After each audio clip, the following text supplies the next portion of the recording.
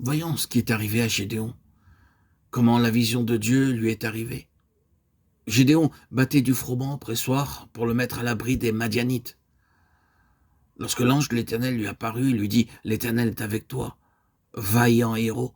L'Éternel se tourna vers lui et dit « Va avec cette force que tu as et délivre Israël. N'est-ce pas moi qui t'envoie » Juge 6, 12 à 14. Nous avons ici la révélation de Dieu à une âme timide et craintive.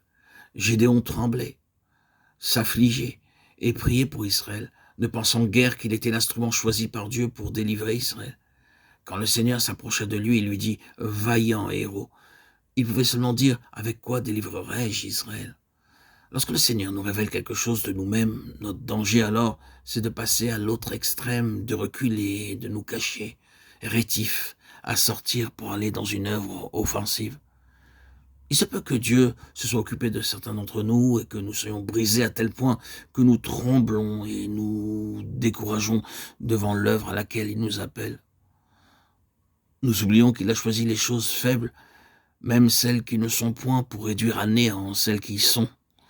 Peut-être que tout ce dont nous avons besoin maintenant, c'est justement d'une rencontre avec Dieu, comme l'eut Gédéon, de sorte que l'on puisse écrire de nous, comme il fut écrit après de lui, l'Esprit de l'Éternel les revêtit et les envoya dans son service comme de vaillants héros. Juge 6, 34. Le peuple qui connaît son Dieu sera fort et agira. Daniel 11, 32. Après ce bref aperçu sur Gédéon, passons à Job. Job répondit à l'Éternel et dit « Voici, je suis trop peu de choses, que te répliquerai-je? Mon oreille avait entendu parler de toi, mais maintenant mon œil est à vue. C'est pourquoi je me répands sur la poussière et sur la cendre. » Job 39, 36, 42, 5, 6. Dans l'histoire de Job, nous arrivons à l'effet que produit la révélation de Dieu sur des âmes qui, je dirais, connaissent quelque chose de ce que signifie être sanctifié. Dieu lui-même a dit de Job qu'il était un homme qui se détournait du mal et qui le servait dans l'intégrité du cœur. La conscience de Job était si libre d'offenses commises envers Dieu et envers les hommes qu'il pouvait affirmer « Je tiens à me justifier et je ne faiblirai pas ». Job 27, 6. Ses amis discutaient avec lui, mais il insistait en ce qu'il n'avait connaissance d'aucune offense qu'il aurait pu commettre. Il persista ainsi jusqu'à ce qu'il eût une telle révélation de Dieu que tout ce qu'il a pu dire fut « Je me condamne et je me répands sur la poussière et sur la cendre ». Ceci nous montre qu'il y a une révélation de Dieu qui nous vient longtemps après l'avoir connu et marcher devant lui dans l'intégrité de cœur.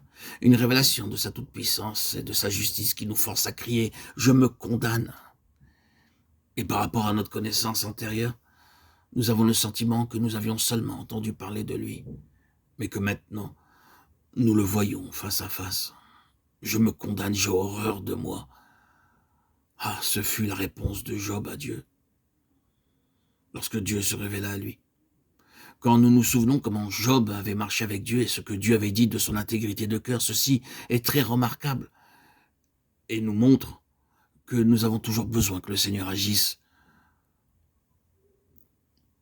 plus profondément en nous, à mesure que nous avançons dans sa connaissance. Nous voyons aussi par l'histoire de Job qu'en dépit de l'intégrité de cœur, il peut y avoir en nous d'une manière inconsciente beaucoup de propre justice. Frères et sœurs en Christ, bien-aimés, auditeurs, auditrices, permettez-moi de répéter qu'il y a une rencontre avec Dieu que nous ne pourrons jamais oublier. Elle nous brise au point que nous ne pouvons plus juger les autres. Il nous faut du temps avant d'être amenés à la place où notre unique désir est, en vérité, de nous effacer cette connaissance de nous-mêmes, nous rendant prudents pour ne rien affirmer ou prétendre, car tout ce que nous pourrions dire, c'est « celui qui me juge, c'est le Seigneur ». 1 Corinthiens 4, 4. Un véritable effacement nous rendra dociles, aptes à apprendre, et fera que nous serons prêts à prendre notre place aux pieds des autres, capables de nous abaisser sans effort jusqu'à la poussière. Alors, celui qui s'abaisse sera élevé. Luc 18, 14.